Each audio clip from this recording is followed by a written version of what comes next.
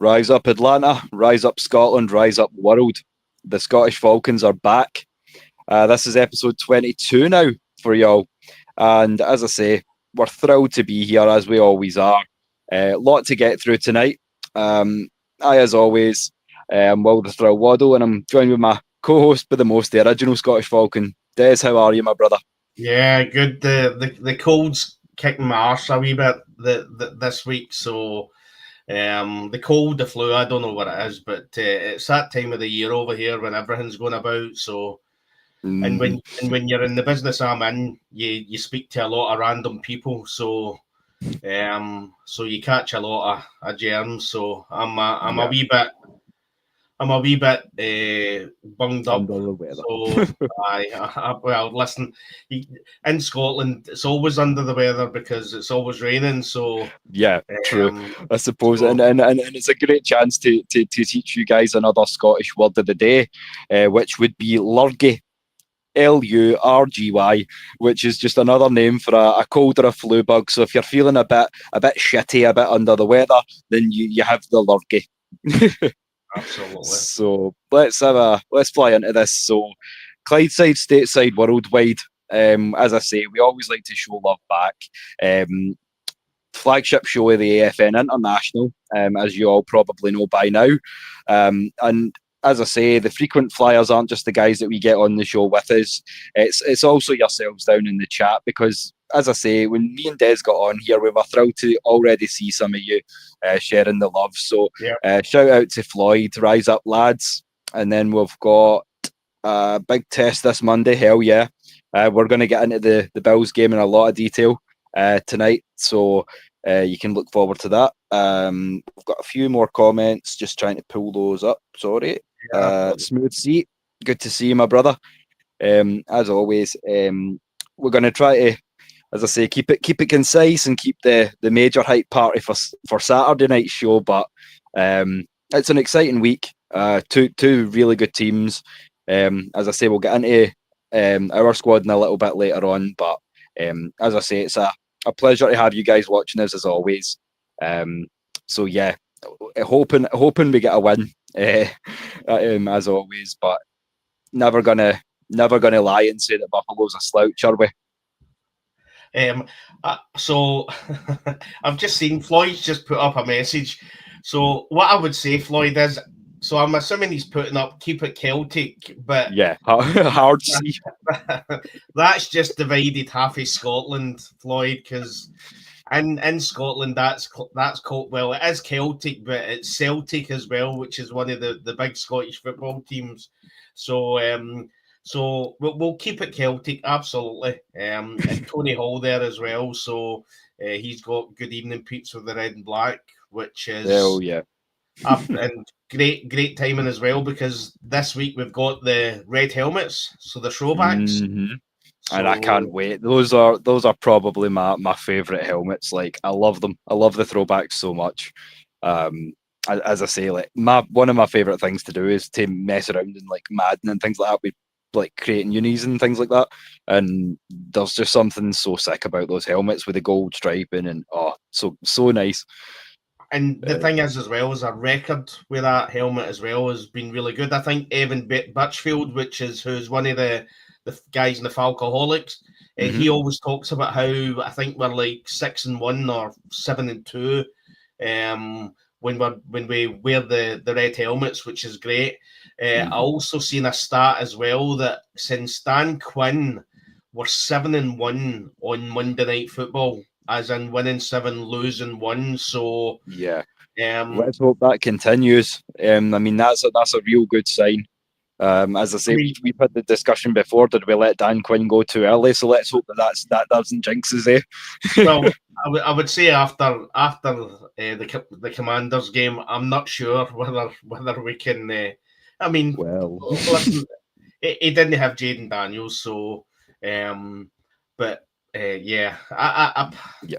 Listen, the thing that upsets me is Raheem Morris still makes mistakes. There's Zach Robinson's come out the day and said that he'd messed up staying in the booth so long. You know, I mean, that should never have been his. And I know I go off on a tangent, but I've got the cold. I'm feeling crap. So let's go on a rant. No, if you're down in the chat complaining, why indulge the man? I mean, from my point of view, I always say that the Atlanta Falcons would be a great team if they just stopped making daft mistakes, daft, silly, small mistakes. And here's another one where that shouldn't have been his decision. He shouldn't have been. I mean, I've said before that Raheem Morris he came from the Rams. He came from a Super Bowl winning team. So were their offensive coordinator, were they up in the booth or were they down in the field? What worked? You know what I mean? He worked with Dan Quinn. Yep. You know what I mean? I can never ever remember seeing Kyle Shanahan ever sitting in a booth. You know what I mean? He's always in the field. He's always in the field. So 100%. From my point of view, it should never have been his decision. It should have been Raheem should have said, listen, this ain't working for us. This is my coaching staff. This is where I want you to be. I want you on the sideline. I want you to be communicating with these players and telling them what you want to do. You know what I mean? Rather than leaving it to the 100%. practice field. Because all he's doing is he's going from film and tape and then working out what he thinks they're going to do. But when he then watches their defense on the sideline, it's a case of, right, I can see that they're doing this, they're doing that. Let's change it. Let's move away from that. Now, he's doing that in the booth, and he can call that down from the booth. But what's better to actually say to Michael Penix Jr., do you know what? I'm seeing this. Are you seeing that? What are you seeing? And for Michael Penix to say, or if Michael Penix has to throw the ball down because the plays broke down, he can say, what did you see there? What did you see there? And for Michael Penix to feed that back. So it's done now. He's said that he's now going to be in the sideline. But again, for me, that's a decision that shouldn't have been in his hands. He's the offensive coordinator for a reason. He's not the head coach. So I would 100% agree with that. As I say, although it gives you a certain vantage point from up in the box, it's not a preference I would have. Speaking personally as to the way I would coach, I'd be down there with my guys. That's just the way that I think and the way that I gel. And as you say, being able to say directly, look, I'm here on the sideline, you're down in the field. If you're seeing something that I'm not, come back and tell me, we can work this out together. And I feel like that's something that we can do maybe moving forward. And I don't get to say this too often, but shout out Bucks. Good to see you as always, bud. Well, listen. So is this? I'm assuming So this boys I got to say they're looking impressive. I mean, Atlanta Falcons are really going to have to step their game up to take the division off them. Fair play to you. You guys have been playing some hella good football. And as I say, as long as we're not playing you on the weekend, then or even if we are, come on in for the banter. But you're family too at this point. You've been on just about every show we've been on, so we appreciate you as always. And Miss Christie, another one of the heavy hitters, the Lady Birds. We're thrilled as always to have you in the building. I did see one more comment. 82 Monte Carlo. What's going on, my brother? Good to see you. As of right now, there are around 20 of you watching. So thank you all for joining us, and let's get into the nitty gritty, guys. So, it's 4 down and 13 to go. So, we had a wee graphic for that. So we're 2-2, and we're moving on to Bills week, Monday Night Football, and as you say, we've got something of a pedigree there. So hopefully we can keep that running. But first off, we're going to touch on some injuries and what's been going on there. But before we get into the ones that I had, Des, you had said about Darnell Mooney. He's still day-to-day at the moment. Yeah. So as far as I know, he didn't practice today. So again, that is a concern.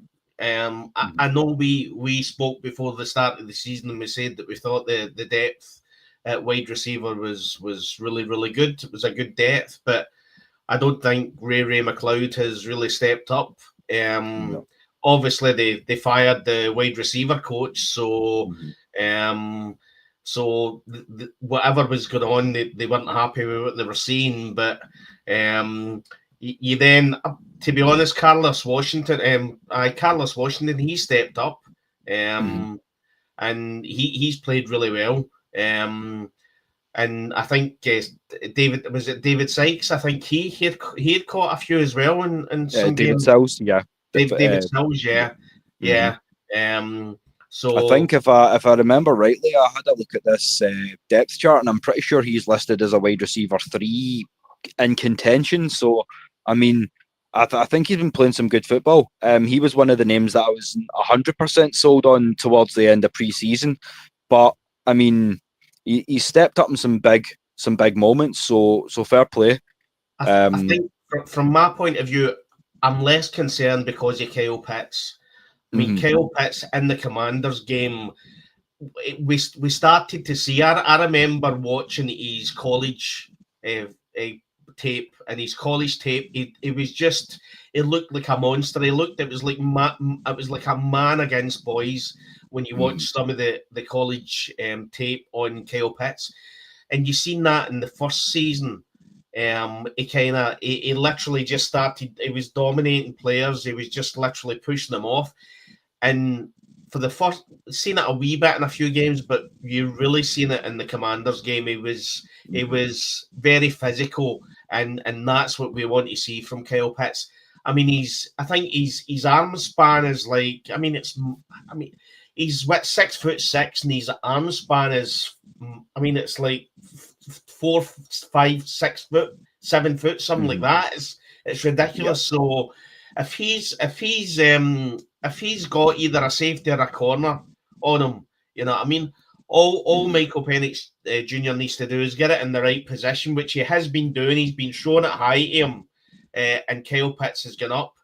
And to be honest, he's effectively yards after contact has been really good as well, which and you see the physicality of Kyle Pitts. So it's going to be against the Bucks, against the Bills. It's going to be Kyle Pitts, and again back to Drake London. You know what I mean? So.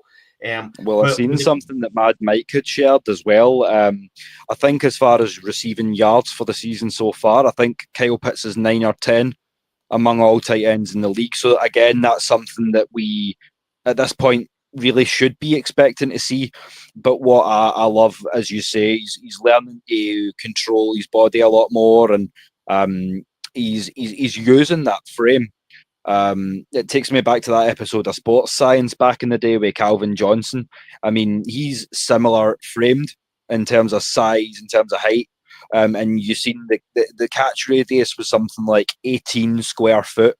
So if I throw that ball 18 feet in a circle on either side, he's catching that ball. Yeah. I can't say the same about your 5'10" safety. So yeah, like he's a singular like target. And if we can use him, his effect, like that's a 1,500 yard a year tight end, you know. But the benefit of Darnell Mooney is Darnell Mooney's a faster player, so he can get down the lines quicker. So again, to be honest, you haven't seen a lot of the deep balls from Michael Penix Jr. last 4 games. You haven't really. You've seen it once or twice with Drake London, but Darnell Mooney and Ray McLeod to a similar. They're the faster players, so that's when effectively Michael Penix Jr. can literally just stand and batter it down the field. But we Darnell Mooney not being there, it kind of shuts down a few things, because effectively the corners and the safeties know that it's either going to be Kyle Pitts or Drake London. What I would say, shout out to Ricky before you continue. Or you were just about to, so yeah, shout out Ricky. It's good to see you in the building as always, my man. But what I would say to both of you, the thing that worries me the most like, I know we've got the personnel to get it done, and we'll go into specifics about just how good this defense and this offense are a little later on. But I don't want us to be sluggish after the bye, especially because we've got an extra day going on to the Monday night game, and this is Buffalo. This isn't like New England we're playing. It's not Miami. If we don't turn up and punch these guys in the mouth, they're gonna flatten us. I mean, yeah. What I would say is, if we really the next two games, to be honest, I'll say again, the upside down world of the Atlanta Falcons. You know, I mean, when the offense is literally when the offense, I wouldn't say it. I'm trying to be nice. We're trying to not curse. You know what I mean? But when the offense lay an egg, you know what I mean, the defense are stepping up, and the defense have been phenomenal. And we're now at a point where we're starting just to see the offense kicking off, which is great. Yeah. But you look at the 2-2 record. Effectively, if you were a betting man and you had all the money in the world, and you could have put one bet on this week or this year for Atlanta Falcons are 2-2. What 2 games have they won, and what 2 games have they lost? I'm pretty sure your betting man would have said, yeah, there's a good chance they come out. Obviously, Tampa Bay were missing one of their offensive tackles. So, there was a lot of injuries from them. Yeah, so that's fine. So I'll put the Tampa Bay Buccaneers in as a win. And, the Panthers, we'll put the Panthers in as a win. We're going to struggle against the Vikings, which, fair game, you know what I mean? They were one of the best teams last year, and Commanders, who were in the NFC Championship game. So we do the opposite. Listen, there's nothing dishonourable than with losing to Tampa Bay Buccaneers. They're stepping up this year. They're doing really well. But when you lose to the Panthers, and I know Raheem Morris came out the day, I think yesterday, and said that it was like we can throw that in the bin. It was like a one-off. It happened, but that's the problem. It happened, and then you see effectively they won again last week, but the Panthers. I will say I'm still to be convinced that Bryce Young is the second coming of Peyton Manning, you know what I mean? Or whoever, you know what I mean? But we actually beat the Vikings, and we beat Commanders, which is phenomenal. Again, just last season we beat the Super Bowl winners and the Eagles. So almost beat both the Super Bowl teams, because we gave the Chiefs a scare too. Apart from we should have won that game, because I mean, in the city of Glasgow, if that corner had done that to Kyle Pitts in the centre of Glasgow, he's getting done with assault. You know what I mean? It was pass interference all day long. 100%. But that gives you confidence, because let's be blunt here, right? The Falcons have to get away from. They need to go on a run where they start to dominate, or they don't start to dominate, but they start to win games. We're still at a point where it's bitty. We're playing all right, or we play really good in this game. Then we lay the egg in this game. Then it's all hands on deck. We're coming into the next game. We're confident. Then what's going to happen? We need to get away from this. Again, I'll go back to 2016. None of you seen what was going to happen in 2016 with the offense. It just happened. We didn't see this from 2015. And again, Zach Robinson has stuttered this year. Really stuttered, I would say. But we need to get away from this bitty games where we're playing all right, but we just need to be consistent and put it all together. And the best 100%. And I've got and it puts us in a very interesting position. Shout out to the first lady herself. Rise up, Maggie. But yeah, it does put us in an interesting position, Des, because as you say, we need to start winning games. And I feel like outside of the divisionals, the next two games against Buffalo and against San Fran are going to pretty much define the season. If we can come back and we can end up 4-2 and take some more big scalps to boot, then I think that would be great, because I feel like we can take the extra sort of gravitas that comes from beating a Buffalo and a San Francisco back to back, and we can ride that out into the rest of the games. I feel like if we can come out of this 4-2, then there's no reason to doubt why we couldn't even make a decent run at the playoffs. Because I mean, if we can beat Buffalo, there's no reason why we should be worried about Tampa Bay. They're a good football team, but I mean, we can beat them. I think we've got all the tools to beat them. But what I would say is, I'm going to kick off. When you look at the schedule now, it looks a lot harder than we thought it was going to be, because after the San Francisco 49ers are doing well. Buffalo Bills are just one of the best teams in the NFL, probably the best team in the AFC just now. You've then got, after that, you've got the Miami Dolphins, which it's not looking good down there. But then you're into the Patriots and then the Colts, who are doing really well. So that's. I remember before the start of the season, everybody was saying that after that tough run of we've got the Minnesota Vikings, Panthers should be easy. Well, how did that work out? Then you've got the Commanders, then you've got the Bills, then you've got the 49ers, then you're into a wee bit easier. You've got the Miami Dolphins, you've got the Patriots, and you've got the Colts. So everybody's kind of painting that as, if we can effectively get out of the 5 games kind of unharmed, either 2-3 or 3-2 or whatever, then it's all easy from there on. But it's looking different. So I know at the start of the season that Atlanta Falcons had an easy strength of schedule, but if you actually now look at that, I mean, my son actually, after Monday Night Football, my son actually sent something to me after the Jacksonville Jaguars Chiefs game.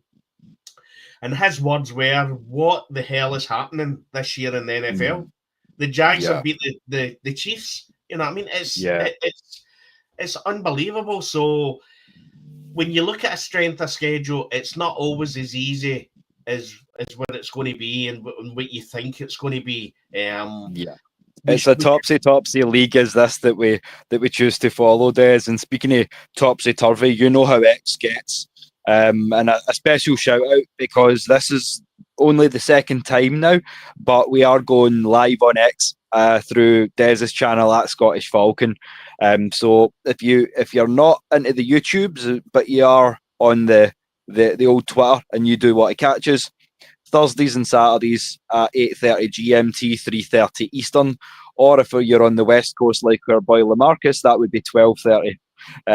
Because we have made that mistake before, so there have been scheduling conflicts. So, but as I say, there's only one time zone in the UK, so sometimes you do blur some lines for some folks. yeah. When everybody in Atlanta is working out what they're going to sit down for their dinner, I've had my full day's work. I've come in, I've had a shower, and I've had something to eat. So it's nearly hitting 9 o'clock over here. So, and we're not going to even get into the time that this game goes out at. No, I must be the only Atlanta Falcons fan that Disney want Atlanta Falcons to be in prime time, because it means that it's a 4:30 or 5:30 to bed, to get up at 7 o'clock to then go to work. So what I would say is the international fans are tough. That is for sure.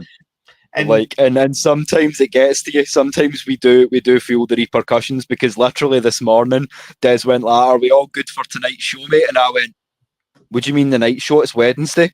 And he went, do you want to check your calendar again? And I was like, shit, I better go in the computer then and do some prep. So yeah, that's the joys. When you're watching the UK, that's what you have to deal with. I had a wee laugh on Sunday when you see on, obviously it starts here at the London game starts here, I think at 2:30, which is I think 9:30 in Atlanta. And if you're then going to the East Coast, you're 7:30. And I thought to myself, now the American fans can know what it feels like to have NFL games starting in ridiculously daft times, because we have to deal with it all the time. You know what I mean? Revenge.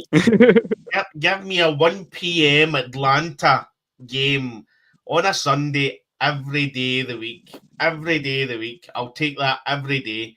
Let the Atlanta Falcons be the silent ninjas. You know what I mean? Nobody sees them coming, and then all of a sudden they're in the playoffs. So that's it. I love flying under the radar, because as I say, the most painful shots are the ones you don't see coming. So I don't mind.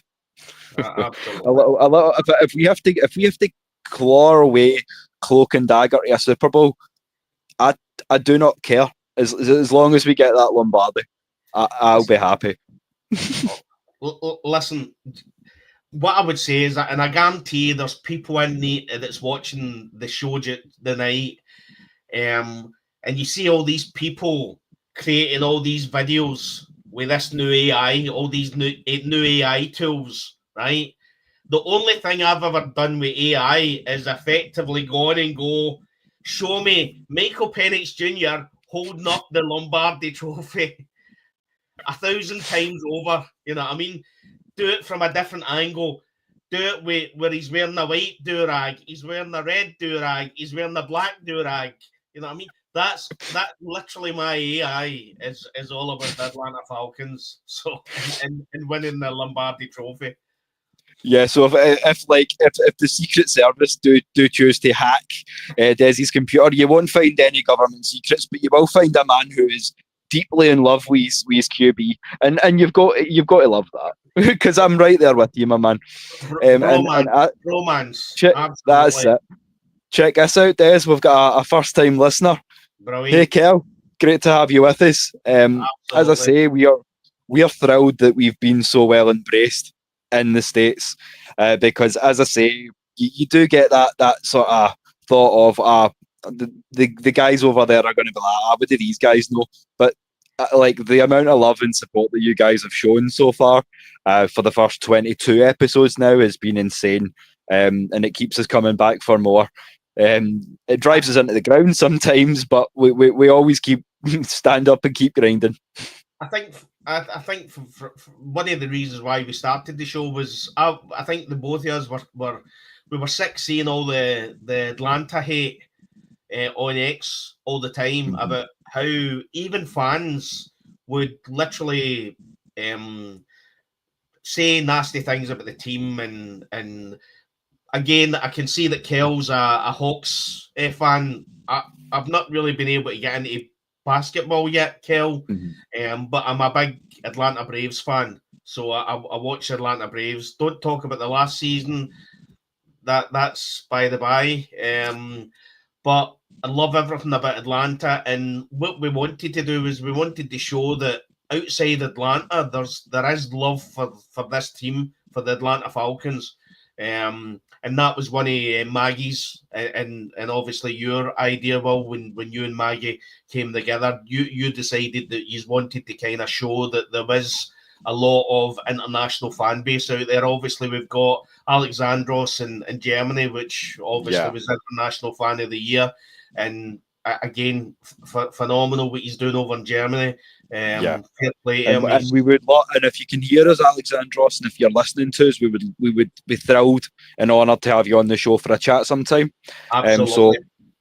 Just throwing that out into the ether as well. So, as we said at the start of the show, whether you're stateside, Clydeside, or worldwide, it's AFN International. So all we want to do is become If you will, this one might be a little cheesy for you, but the ASPN, something of that nature. Yeah. Just shows all day, shows every day.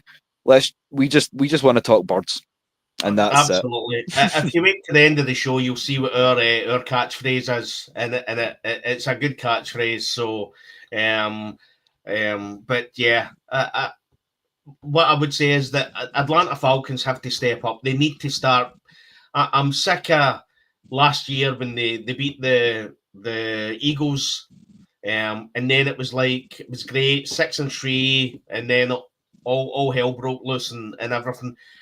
We need to get to a point where we're consistently beating good teams. But the way Atlanta Falcons are, we can beat the better teams, but we end up losing to the worst teams. You know what I mean? And losing the games that we shouldn't lose. So we need to change all that. At some point, we're going to come up against big teams in the NFC when we're hopefully getting to the playoffs. And again, that's where San Francisco 49ers come in. They're going to be one of the pretty sure they'll probably be a playoff team. And at some point, we might actually meet them. You know what I mean? So let's be frank. We've already knocked off two teams that last year we would have considered locks for the NFC playoff in Minnesota and Washington. Yeah. So I mean, we can take San Fran, but the team that concerns me most in the NFC right now is Tampa, because they're looking damn good. And as I say, if we want to be the man, we need to beat the man, to paraphrase Ric Flair. So I don't think we should, like, as much as the team is stacked this year, there's players emerging and saying, "Look at me," all over the roster. But as I say, I don't think we can really consider playoffs until we go and beat Tampa. We need to split that series, or that's it for me. Well, I mean, from my point of view, I look at last year. We beat the Tampa Bay Buccaneers in the 2 games, and they still won the NFC South championship. So that's the issue. You know what I mean? It will make it easier if we beat Tampa, but forget Tampa now. Main issue we've got is the Buffalo Bills. I mean, as you say, like, Tampa again is what, week 13, 14, so it's a minute away, and we've got a lot of business between then and now. So yeah, as I say, just it's not something I'm trying to make people like worry about or anything like that. It's just, it is something that's ticking away at the back of my head, because I've made no secret of the fact that I want to get to the stage where the South runs through Atlanta, where if you're drafted to Carolina, New Orleans, or Tampa coming out of college, you go, fuck, basically, because you know what you've got to come up against. But again, this is where a lot of the Atlanta Falcons fans will call out Raheem Morris. You know what I mean? You look across, and you look to Florida, and you look at Tampa Bay Buccaneers, and you look at Todd Bowles, and he's a fantastic head coach. You know what I mean? And it seems to be that if they have a bad game, they just bounce back. And that's what we need to be. We need to be. What I would say is Raheem Morris there's still a wee bit of convincing for some of the Atlanta Falcons games on his time management, the way, as I said earlier about effectively Zach Robinson effectively deciding now that he wants to be in the sideline. Well, that shouldn't have been his call. That should have been took out of his hands. That's the head coach's decision. You're my staff. This is where I want you. So, but as I say, when you look at Tampa Bay Buccaneers, no matter who they put out, they've got massive injuries. No matter who they put out, they're set up well, and they run the offense, the defense the way it has to be done, and that comes down to Todd Bowles, because he's lost so many defense and offensive coordinators in the last couple of years. It all comes down to what he's saying to these coordinators and what he's saying to these players. And that's where Raheem has to step up. What I would say is, I see a wee bit of the toughness from Raheem. I can see when he came out with the Panthers game, when he was getting interviewed just right after the game, he looked spicy. He looked as if he was ready to riot, and he was ready to have a go at somebody and deal with somebody. And that's fine. But sometimes I just think too much of it is all about he wants to be one of the boys, he wants to be that pals kind of thing, and it's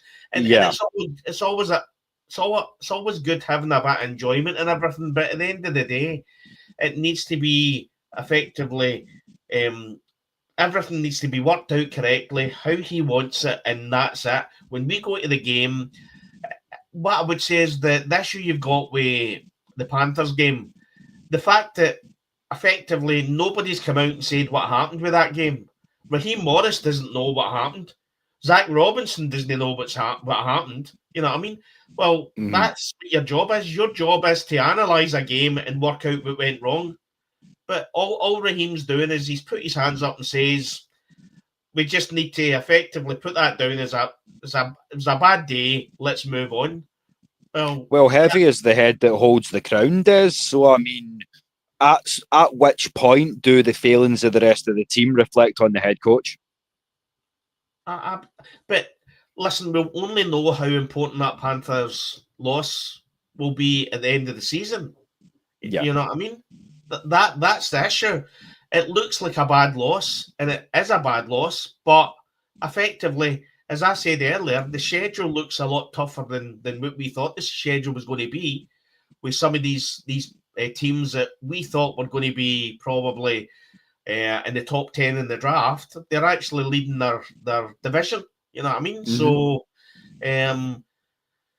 I think, as I say, when you look across at Todd Bowles, Todd Bowles has got it all. He seems to have it all worked out, and they are flying this year, and it's going to. I know one of the NFL guys had actually Tampa Bay winning the division and Atlanta Falcons coming second, but also getting to the playoffs, which again, I could see it. Yeah, I'll take that. I mean, all we need to see is we need to see the playoffs. You know what I mean? We've got Michael Penix Jr. is effectively still a rookie. He's only played 7 games, so if he can get us to the playoffs, then I'm happy with that. Yeah, and as I say, like when you only get certain windows to talk about your birds, and you get the floor, you do kind of fly off, and it is a little bit toxic, as Kel says. It can be a little bit, like, as I say, abusive at times. There have been tears, there have been fights, even in the community of creators, because as I say, if you know the home team with Blackberry, me and Blackberry have a running joke that it's familial tiffs, because we do like to spar, but as I say, it's all in love, because you know Falcon's going to Falcon. But as I say, we wanted to take this opportunity to kind of tease you guys a little bit as well for Saturday, because what we are planning on doing for the future of the Scottish Falcons show, there is going to be a separate channel for the Scottish Falcons content. We will also continue our affiliation and our flagshipping of AFNI. So there will still be AFN shows headed by your boys, so no worries there. But we're just giving you guys more content. We're going to be going into some college football. I'm going to be maybe going into some hoops, some baseball days if you're into it. Maybe some pro wrestling, some MMA, just a little bit of whatever we fancy. As it pertains to sports. So if you want to hear it, then you know where to get us. We'll drop the socials at the end of the show. But we wanted to get on for a little hour tonight, just to kind of whet the appetite, remind the guys over on X that obviously we're live for you guys as well now. So yeah, as I say, it's been quite sort of freeform tonight. We've got a lot of stuff to cover on Saturday. But as I say, we've got our game correspondent on with us as well. So if you don't know Lamarcus by now, you'll get to meet him on Saturday. So don't miss that, because we're really going to get into the nuts and bolts of this game. We'll be, as I say, breaking down rosters, depth charts, any last minute injuries, all that good stuff before we crack skulls on Monday night. But one thing that I did want to cover tonight, because it is a big point coming into the game, Des, just how consistent this Falcons D has been. We're number one in 4 categories.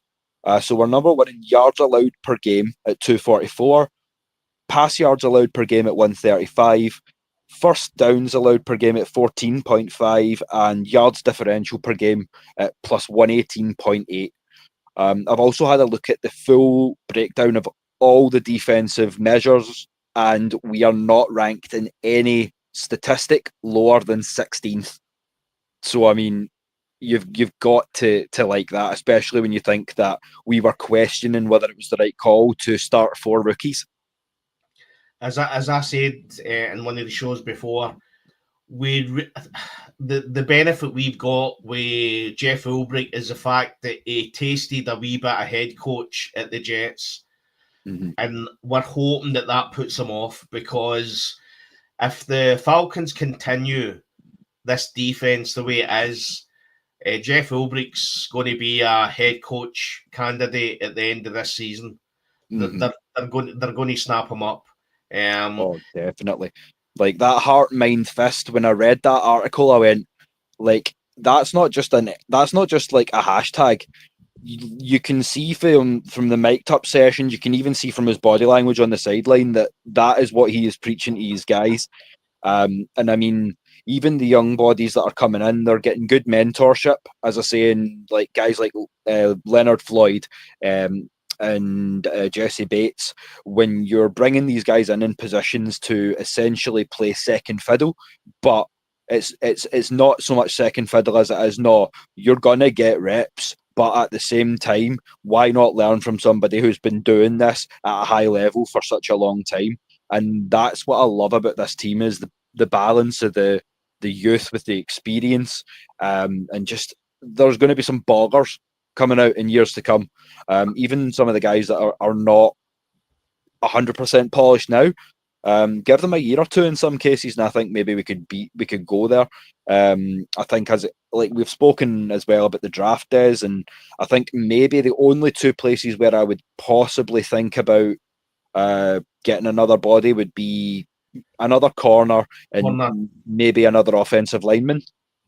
So depending how it goes, wide receiver, there's a chance. Yeah, maybe so. Yeah. Bear in mind, Darnell Mooney's only, when he first came to the Atlanta Falcons, he signed a 2-year contract. So yeah, as far, I don't know if there's anything in his contract that they can extend it for a year, but going on what he done last year, there'll be a lot of teams out there that I think, you know what, he's going to improve our team, so we'll show the money. You look at what happened with Russell Gage, and when he was at Atlanta Falcons and he get the big money, he was like our 3rd receiver, wide receiver 3. Yeah. You know what I mean? Behind, was it Mohamed Sanu and Julio Jones? Yep, that's right. But the thing that gets me is, I mean, I would be intrigued as to how much the tag would cost, because we could always franchise tag him for that extra year. But it depends how his week to week goes, and if he can obviously, because at the same time there's a lot of guys that are needing paid. I know Caleb's restructured, so we've freed up some money there. Maybe that's why, because obviously if we're going to tag him and get some help through the draft, then. But again, look at the practice squad. We've got the Triple Crown winner sitting there, and Nick Nash. So I wouldn't be against elevating him, because he showed a couple of nice flashes during preseason too. So I mean, I'm not sure at this point. Really, I would give it another week or 2 to see how Darnell's feeling, I guess, and take it from there.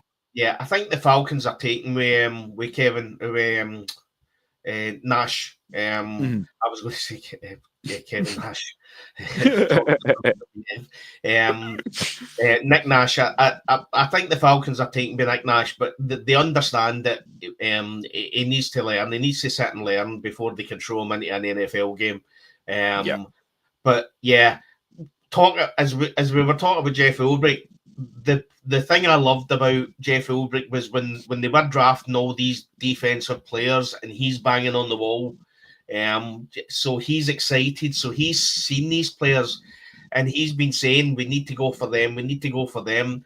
And again, I need to apologise to Jeff Ulbrich, because when we actually took him on, I was dead against it. I just felt as if we were getting back in time again.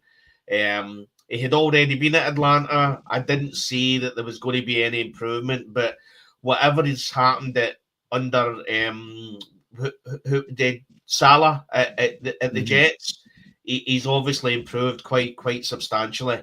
And he's, I mean, I feel as if I'm in the twilight zone, because I mean, the Atlanta Falcons to be, in certain cases, number one in defense in the NFL.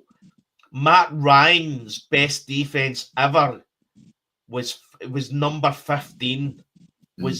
He had the best defense he ever seen was a 15th placed defense. That's the best he ever seen, and all the time he was there. And before that, obviously, I didn't watch the Falcons at that point before that, but I'm pretty sure somebody who's watching the show, who's an old timer, will tell you, but I can't ever remember the Atlanta Falcons ever being number one in defense in anything, ever. Maybe 74 in sacks, but again, that's a minute ago. The 74 Falcons were a beastly defensive line, or front seven, but at the same time, I wasn't born. I wasn't even yet a twinkle. I was in nappies. I was born, but I was in nappies. You know what I mean? So, but it's phenomenal what has happened with the defense. And the thing that you have to say is that this is where effectively rookies. There's a lot of rookies in that, and again, rookies at main positions. It's okay for James Pierce Jr. to be one of the pass rushers because there's loads of them, and they can take turns. But when you're effectively Xavier Watts, and you're Billy Bowman Jr., you know what I mean? You're there. There's nobody next to you to help you. If you lay an egg, I keep on trying not to swear, and I know it's like 4 o'clock sometime in Atlanta. If you lay an egg in national TV, everybody sees it. But the players have been phenomenal, and again, you can only shout that out to Jeff Ulbrich, because I think the time that I was excited was when Jeff Ulbrich, literally like 5 minutes after these players are drafted, he's getting an interview telling the interviewee that effectively this is where we're going to be playing him. We're going to be playing him there. And you're thinking, you know what? This is the kind of coach that I want. I want my coach to know my weaknesses and my strengths, and to put me in a position where my strengths can make a difference. And that's what Jeff Ulbrich does. Yeah, 100%. As I say, I was in the same boat as yourself. I wasn't completely sold when he came on board, but like yourself, I'll hold my hands up. I'm not. None of us are infallible, and I did not call it working as well as it has. But kudos to Coach Ulbrich, because he's nailed it pretty much so far. I mean, 2 losses are 2 losses, but that's not entirely his fault. But as I say, for such a young defense as well, that's only going to continue to gel, continue to make big plays, only ways up, in my opinion, as well. I mean, this is his first year. This is effectively his first year. I know he's been at Atlanta before, but I think it was a linebackers coach. So this is his first year in Atlanta as the defensive coordinator, and this is the numbers he's putting up. And I said before, if I'm Atlanta Falcons, I'm taking Nate Ollie and I'm shadowing. I'm getting him to shadow Jeff Ulbrich, or effectively have somebody, whoever the assistant defensive coordinator is. I don't know who it is. I've got to be honest. My depth chart doesn't go that far. but we need to be shadowing Jeff Ulbrich, because there's a good chance that he's going to be one of the main guys for head coach positions at the end of the year. And I'm only hoping that effectively all the garbage that happened in New York will put him off from taking a head coach position, and he maybe stays with us for another year and grow the team again for another year. But we need to be need to be in a position where we have a replacement sitting there, and we don't do what we decided to do when Shanahan went and go to a college guy and bring in a college guy that had never worked for the Atlanta Falcons ever. When we had Mike McDaniels, what do you call him? Green Bay Packers. Matt LaFleur. Matt LaFleur. No, not Matt. Yep. Mike LaFleur was there as well. When you actually see and I know hindsight's an amazing thing, but that was the beginning of the end for the Atlanta Falcons. And to be honest, Steve Sarkisian wasn't a bad pick. He just wasn't Shanahan. Yeah. I mean, those are big boots to fill, and with all due respect to Coach Sark, I mean, I don't think he was fully adjusted to the jump out of college and back into the pro game. To be 100% honest, but no, he was by no means the man for the job.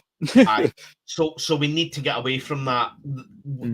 If Jeff Ulbrich continues doing with this defense what he's doing, he's going to be a head coach candidate, and he will at some point. He'll want to be a head coach. That's understandable, but we need to have people in place that effectively are learning from this guy and stepping up and taking over the position, and nothing changes. That's where we need to be. 100%. There's loads of teams do it. Tampa Bay Buccaneers do it. You know what I mean? They're literally I think the fourth offensive coordinator in 4 years. You know what I mean? Their offense is still dominating teams. So they're able to do it. We need to be able to do it as well. Yeah. And becoming a team that knows what it can do systematically. I mean, look at San Fran, who we play week after this. Brock Purdy's not a generational quarterback by any means. He's just a fairly average to above average quarterback in a system that's built for him to excel. But that's down to Kyle Shanahan. Kyle Shanahan can make a bad quarterback good, a good quarterback great, and a great quarterback an MVP. The only issue is the only great quarterback he's ever really had was Matt Ryan, and literally that was the MVP season. You know what I mean? At some point, if he gets his hands on, I mean, Brock Purdy he's a good game manager. He's a good quarterback, and he works well in the Shanahan system. Yeah. But that is the benefit, you know what I mean? I think, is it Mac Jones that's been there? Is it who's Mac Jones again? Mac, I mean, it's like the seasonal comebacks, you know what I mean? Mac Jones is effectively, I mean, it looks a decent quarterback. You know what I mean? He's kind of revived it. I thought that was way on the downhill now. But the other thing as well is he's a good team player as well. He got asked about, obviously, Brock Purdy and him competing with Brock Purdy, and he said, "Listen, I was brought in as a backup. I'm the backup. That's it. When Brock, I'm here just trying to win a couple of games so that when Brock comes back, we're in a good position." Well played, son. What I would say is Mac Jones historically he looked quite childish, quite immature, and I think that's changed now. And again, that's how I'm excited for Michael Penix Jr. You know what I mean? Michael Penix Jr. has only played 7 games. You know what I mean? Mac Jones, who was a first round pick, has literally had to go 3 or 4 seasons a effectively journeyman jumping from team to team before somebody sees how to play him correctly. Whereas we've got Michael Penix Jr. and we know what to do. We know how to play him correctly. You know what I mean? And he knows how to play this game. So you imagine what Michael Penix Jr. is going to be like after 2 seasons or 3 seasons or 4 seasons. He learning all that. I'm here for it, bro. But as I say, like the one thing that I would say specifically about Michael Penix is you add into this the fact that we have by yards per game with 362.8, the number 7 ranked offense in the league. I'm not going to give any kudos to who number 1 is. My mum will tell you, but I ain't going to say it. But can we score enough points to beat the Bills from an offensive standpoint? I think that we can, but again, we need to start early. Wouldn't you agree? That's the main thing, is we need to come first quarter right out the gate. Yeah, I mean, I know we're number 1 in passing defense, and that's going to be tested against the Bills. No doubt. I mean, it's Josh Allen. I mean, if there's anybody that you need to step up against in passing defense, it's Josh Allen. The other thing as well is something has to give. In each of the 4 games that the Falcons have played, none of their opponents have got 300 yards in complete offense. And in every game with the Bills, they've had every game where they're 300 or more in complete offense. So something's going to go. But I mean, that's like something that's like a Madden tagline made to happen. But I mean, as I say, it's going to take some work. It's not just Josh Allen. I mean, there's James Cook in the backfield. So Buffalo are no slouches. So all we're going to say, and we're going to give you straight and real, be ready for a dogfight. That's all we're saying. It's going to be a war. What I would say is, if AJ Terrell's back, then I'm putting my secondary up against anybody. And I think that will be the winner or loser, whoever has the most turnovers. What I would say is, it really depends how Zach Robinson wants to play this game. Will he allow Michael Penix Jr. to do what he has to do and put the ball up there, or does he continue to use the running game, which again is going to work well. The one thing we know about Josh Allen is he's not scared to throw the ball. No. But you look at who we've got in the secondary. We've got Mike Hughes now. What I would say is, this completely went over my head. Now, I spotted a tweet a few days ago, and I worked out that Mike Hughes was drafted 2 positions earlier than Lamar Jackson in the 2018 draft.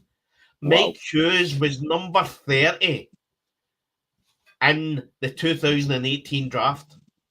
Wow. That went right over my head. I could not believe that. So we've got Mike Hughes, which again, most of the time Mike Hughes is stepping up, which is great. You've got AJ Terrell back, hopefully. You've then got Xavier Watts, Jesse Bates the third, and Billy Bowman Jr. You know what I mean? That's now tell me if we'll miss that first round pick that we gave up next year. I don't think we will. Yeah. Given the depth of some of these classes, and knowing that we don't need too much to get over the hump, like, I'm not going to miss a first round pick. It would be nice to have, but I don't miss it. There's only I mean, effectively twice that's happened. The fallout of the Michael Penix Jr. and again, probably 90% of the people who are watching this will probably agree. We were all dumbstruck. We just didn't see it happening. But I remember when they drafted him, and Terry Fontenot, and to be honest, it was Raheem that came out and said Terry Fontenot looked like a man that had been told that his horse had died. I mean, he knew that he was going to get so much grief for this. And Raheem Morris was there at the first interview, and he backed him, and he said, "This is what we believe."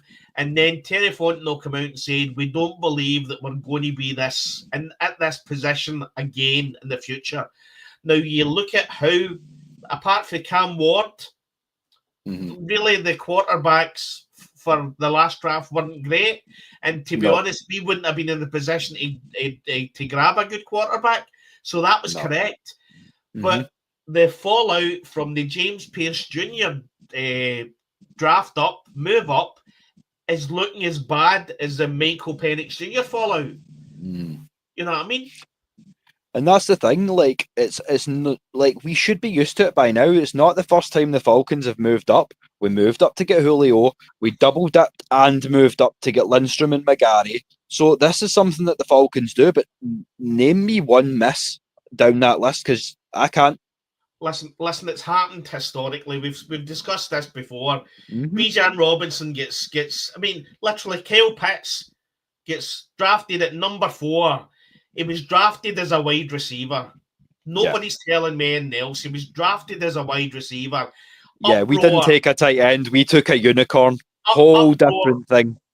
Uproar. We've took the earliest a tight end has ever been took in the modern draft, right? Fallout from that. Then we took Bijan Robinson at number 8. Nobody takes a running back as early in the draft. You know what I mean? Mel Kiper came out and said it. Nobody takes, in the modern draft, nobody takes a running back at number 8. So there was fallout from that. I think there was a kid that went just this year by the name of Ashton Jeanty that would tell you that a running back is quite if he's good enough, will go at 8. No fallout. He went at number 5. Everybody, I remember watching it. Great pick for the Raiders. Fantastic. Blah, blah, blah. No fallout, right? We signed Jesse Bates the 3rd. We overpaid. The safety position is not as important now in the NFL. We overpaid. You know what I mean? Garbage. This is what we have to deal with all the time. And they just can't let us have nice things, bro. That's what it is. They don't like us being happy in Atlanta. They just want to cast a cloud over everything. Listen, it doesn't happen very often, mate. You know what I mean? They might as well just allow us to have our time now and again. You know what I mean? Yeah. For now, the sun is shining and the weather is sweet. So let us kick back and fucking enjoy it a little bit. But what we'll do just in the last little while before we do close out, we would remind you, especially given the numbers, to join the Kilted Revolution for more info, show times, everything like that. If you want to suggest topics, if you want to come on board and have a chat with us on the panel, and maybe become a frequent flyer for AFNI, then, as I say, we're always looking for creative and talented Falcons fans to join the family. And as I say, it's 74 people watching live right now, so that has smashed every record that we have had, and not only that, but it has smashed every expectation I ever set for this show. So I mean, all we can say is if you've enjoyed spending this hour with us, wait till you see what we can do with 2 or 2.5 on Saturday. And as I say, come in and meet the rest of the crew as well. But as there are so many of you, it'd be a great chance to drop this. And I like to create my own little visuals for these things. So does anybody have any questions? If it will come up with this delay? You know the one, Des. If it's not coming up yet. What's but happening? Yeah, if anyone's get the Q&A one towards the end. So yeah, as I say, we'll take 5-10 minutes. If any of you folks have got any questions regarding the Falcons, the game coming up at the weekend, life as a British fan, or anything in between, drop it down in the comments and we'll get our best to get around them all before we close this thing out. what I would say is now, because there's so many people on the show, maybe it's a time to share again how we get involved in the Atlanta Falcons. So, Yeah, that's always a great story. I love talking about that, but I'll let you go first as you suggested it. So, I mean, you said that was around about 2008. You started becoming a fan, right? yeah, so I went to Atlanta. So I went to Atlanta in 2008 for a property convention. I was an estate agent or real estate agent at the time. Fell in love with the city. And effectively from there on, I just continued to watch what the Atlanta Falcons were doing. Mhm. And then it was then probably Tony Gonzalez that really got me involved. I just loved Tony Gonzalez. We signed Julio Jones. It was a good time to be a Falcons fan. Mhm. And then I was hooked. And I always say in the desperate times, I just wish. I mean, the people in Atlanta were amazing. I mean, at one point, I remember getting dressed up in the kilt for a convention show, and it was party and everything. I had the kilt on, and did they not enjoy that? That was great, And that is one thing we will promise all of you that are watching. And if you catch us on the flip side and watch us a little later on YouTube, on X, wherever you're watching, then be forewarned that if your boys are coming over to the A for a game, we are doing it. I mean, you see the tartan in the background. Des designed that, and we are thinking of getting kilts made and literally coming as the kilted birds we profess to be. We are going to come fully suited and booted, as it were, and woe betide the first guy that tries to call it a skirt. as we say, the reason they call it a kilt is that's what happens to people that calls it a skirt. They get killed.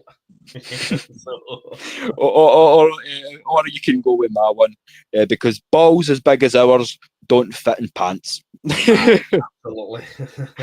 But Brilliant. as I say, like, thank you all so much again for making this. Like, we were Record tired. break. We were pretty down on ourselves. Like 20 minutes before start, we were like, can we be ready for this? But yeah, 75 of you joining us for the last hour and 10 minutes has been beyond an honour. As I say, we've missed a few things that we can get into on Saturday, but that just means that there's more to tease you with. So if you've enjoyed your boys' content, then by all means jump in on Saturday.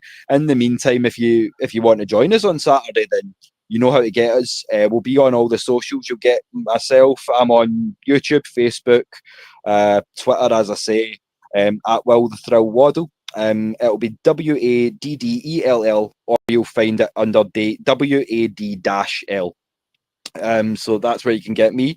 Des, you're only on X at Scottish Falcon, is that right? Yeah, and I think most of the people that are viewing are actually watching it through the Scottish Falcon Yeah. channel. So it's much I mean, appreciated. Very, very humble. when you said about pushing that, like, I knew, because I mean, one thing that was funny. I mean, when I spoke to Maggie and Mad Mike about putting this thing together, what I didn't know was that Mike had actually been aware of yourself and been chatting with you longer than he'd been chatting with me. So when we got together to put this thing together, it was almost as if we should have met years ago. So we're sorry we're late, but we're better late than never. And let's face it, year 60, Super Bowl 60, what better year? But we always love to, as I say, show the love and the appreciation for you guys for joining us. So same time on Saturday, so that will be 8:30 p.m. GMT. If you're watching stateside, that'll be 3:30 Eastern, 12:30 Phoenix on the West Coast. But yeah, as I say, it's going to be more of an AFN international party. So we'll have some guests on from the from the group, some of the frequent flyers as well. So it won't just be us bending your ear. So you can look forward to that. But in the meantime, Des promised you, as I say, our little hashtag for the show, and you all know it too. Pain is international, but so is passion. Once again, Thank you so much Thanks, for your guys. love and support, and enjoy the rest of your night.